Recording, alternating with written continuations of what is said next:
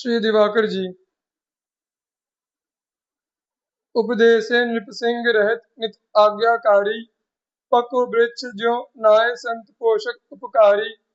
बानी भोला राम सुहृद सबहिन पर छाया, भक्त चरण रज जाचि बिसद राघो गुण गाया।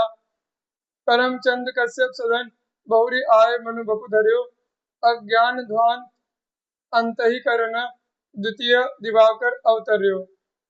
जीवों के हृदय के अज्ञान रूपी अंधकार को दूर करने के लिए श्री दिवाकर भक्त जी मानो दूसरे सूर्य के समान हुए। आपने बड़े बड़े रजोगुणी क्रूर प्रकृति के राजा महाराजाओं को उपदेश देकर भक्ति पथ पर आरूढ़ किया। वे सब सदा सर्वदा आपकी आज्ञा का पालन करने में तत्पर रहते थे। जिस प्रकार परिपक्व फलों के भार से वृक्ष नम्र हो जाते हैं, उसी प्रकार आप अपने सद्गुणों के कारण अत्यंत विनयशील थे। बड़े ही सद्भाव पूर्वक भगवत प्रसाद एवं उपदेशामृत से संतों का पालन पोषण करते थे तथा प्राणी मात्र के उपकार में तत्पर रहते थे। आप बात बात में भोला राम इस प्रकार का उच्चारण करते थे। सबके शुभ चिंतक तथा सब पर कृपा रखते थे। भक्तों के चरण रज को ही अपना सर्वस्व समझकर उसी कामना याचना करते थे। आपने आजीवन भगवान श्री रामचंद्र जी के परमोज्वल गुणों का गान किया। आपके पिता श्री कर्मचंद जी मानो साक्षात प्रजापति श्री कश्यप जी थे। उनके घर मानो साक्षात सूर्य भगवान ही पुनः भक्त श्री दिवाकर जी के रूप में प्रकट हुए। श्री दिवाकर जी के विषय में विशेष विवरण इस प्रकार है। श्री दिवाकर जी का जन्म राजस्थान के देवासा ग्राम में हुआ था। उनके पिता श्री कर्मचंद वैश्य परम भगवत भक्त थे। श्री दिवाकर जी की पितामही भी बड़ी उदार हृदया और साधु सेवी थी। इस प्रकार श्री दिवाकर जी में भक्ति के संस्कार उनके रक्त में ही विद्यमान थे। श्री सीताराम जी आपके इष्ट और श्री अग्रदेवाचार्य जी आपके गुरु थे। आपके जन्म के बाद ही आपके पिता श्री कर्मचंद जी ने गृहस्थाश्रम का परित्याग कर श्री अनंतानंदाचार्य जी से विरक्त दीक्षा ले ली और अपना सारा जीवन भागवत सेवा में ही बिताया। आपके यहाँ संतों का आगमन प्राय बना ही रहता था। श्री दिवाकर जी में श्री संत सेवा के प्रति बड़ी निष्ठा है। धीरे धीरे आपके यहाँ संत सेवा का कार्य तो बढ़ता गया, पर वाणिज्य व्यापार की तरफ प्रवृत्ति घटती गई। फलस्वरूप अर्थाभाव हो गया। फिर भी दिवाकर जी की उदारता और साधु सेवा में कोई कमी नहीं आती थी। जब भी कभी घर में सीधा सामग्री का अभाव होता, आप अपनी गुदड़ी किसी वणिक के यहाँ गिरवी रखकर सामान लाते और जब पैसों की व्यवस्था हो जाती तो उसे छुड़ा लेते। एक बार आपके घर पर 20 संतों की एक मंडली आ गई। घर पर कुछ सीधा सामान था नहीं, अतः आपने अपनी गुदड़ी एक वणिक के यहाँ गिरवी रख दी और उससे खाद्य सामग्री लाकर संतों का सत्कार किया। संयोग की बात इस बार पैसों की व्यवस्था न हो सकी और आप गुदड़ी छुड़ा न पाए। धीरे धीरे समय बीतता गया। शीत ऋतु आ गई।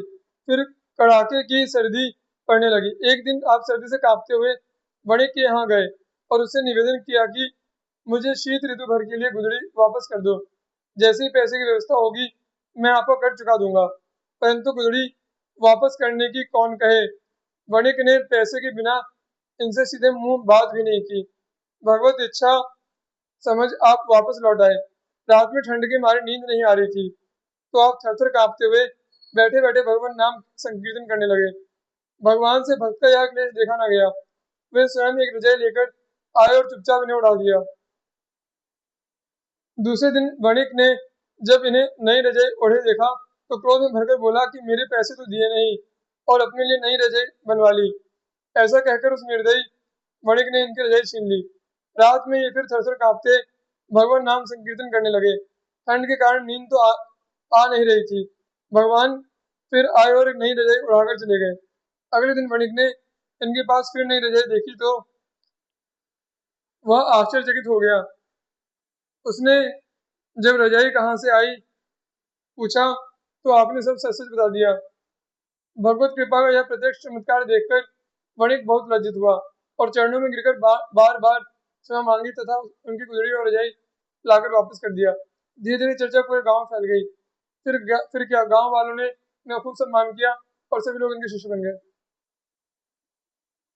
गोस्वामी श्री विठलनाथ जी राग भोग नित विविध रहत परिचर्या तत्पर सैया भूषण वसन रचित रचना अपने कर वह गोकुल वह नंद सदन दीक्षित को सोहे प्रगट विभव जहाँ घोष देखी सुरपति मन मोहे बल्लभ सुत बल भजन के कलिजुग में द्वापर कियो विठल नाथ ब्रजराज ज्यो लाल लड़ाए के सुख लियो।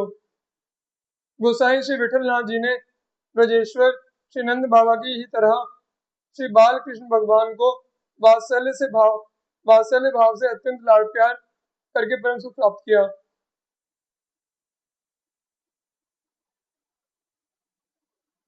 आप नित्य प्रति श्री ठाकुर जी की सेवा में अनेक प्रकार के सामयिक पदों का गायन एवं उत्तमोत्तम नैवेद्य समर्पण पूर्वक अष्टायाम सेवा में ही तल्लीन रहते थे। आप अपने हाथ से ही श्री ठाकुर जी का वस्त्राभूषणों से श्रृंगार करते थे एवं शयन के लिए शैया सजाते थे अर्थात समस्त सेवा स्वयं ही करते थे। द्वापर युग में श्री गोकुल एवं श्री नंद बाबा के महल की जो शोभा थी वह शोभा दाक्षिणात्य दीक्षित ब्राह्मण श्री विठलनाथ जी के समय में श्री गोकुल एवं उनके भवन की थी। जिस प्रकार द्वापर युग में श्री गोकुल के गोपों का ऐश्वर्य देखकर देवराज इंद्र मोहित हो जाते थे उसी प्रकार का वैभव श्री विठलनाथ जी के समय में भी श्री गोकुल में था। सारांश यह है कि श्रीमद वल्लभाचार्य जी की पुत्र श्री विठलनाथ जी ने भगवत भजन के बल से कलयुग में भी द्वापर कर दिया था। गोस्वामी श्री विठलनाथ जी से संबंधित विशेष विवरण इस प्रकार है। गोसाई श्री विठलनाथ जी की महिमा का बखान असंभव नहीं तो कठिन अवश्य है। वे श्री वल्लभाचार्य महाराज के पुष्टि सिद्धांतों के भाष्यकार थे। उनकी कीर्ति सुधा के अपार पारावार में अष्ट छाप के महाकवि सूरदास कुंभनदास आदि ने राजरानी भक्ति का अभिषेक करके भागवत धर्म की जो विजयनी पताका फहराई वह अनंत काल तक ब्रज क्षेत्र में लहराकर स्वर को पृथ्वी पर उतर आने के लिए चुनौती देती रहेगी। श्री विठलनाथ के जीवन काल में भक्ति रसमयी हो उठी। श्री कृष्ण प्रेम से सर्वथा सराबोर हो उठी। उन्होंने महाप्रभु वल्लभाचार्य की प्रेम लक्षणा भक्ति की आयु दिन दूनी रात चौगुनी बढ़ा दी। अष्ट छाप के कवियों ने उनके प्रति जो अगाध श्रद्धा भक्ति अपनी रचनाओं में प्रकट की है वह उनकी परमोत्कृष्ट भगवदीयता की परिचायिका है। श्री विठलनाथ महाप्रभु वल्लभ के शुद्धाद्वैत दर्शन के भक्ति प्रतीक थे। श्री गोसाई विठलनाथ महाप्रभु वल्लभ के द्वितीय पुत्र थे। उनके प्रकट होने पर केवल तैलंग कुल ही नहीं पवित्र हुआ अपितु समस्त भारत देश पवित्र हो और कृतार्थ हो गया। उनका जन्म संवत 1572 में काशी के निकट चरणाट चुनार में हुआ। उनके पिता श्री वल्लभ नवजात शिशु को अपने पूर्व निवास स्थान अड़ैल ले आए और वहां उन्होंने उनके आवश्यक संस्कार कराए।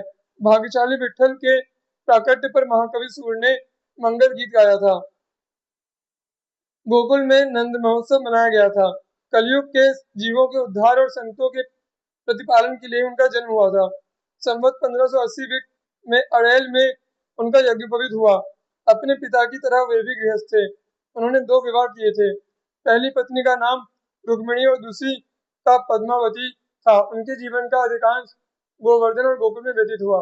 अपने पिता द्वारा निर्धारित भगवान की 8 झांकियों के अनुरूप विधिवत सेवा करके भक्ति रसामृत का आस्वादन करने को ही उन्होंने श्रेय मार्ग स्वीकार किया।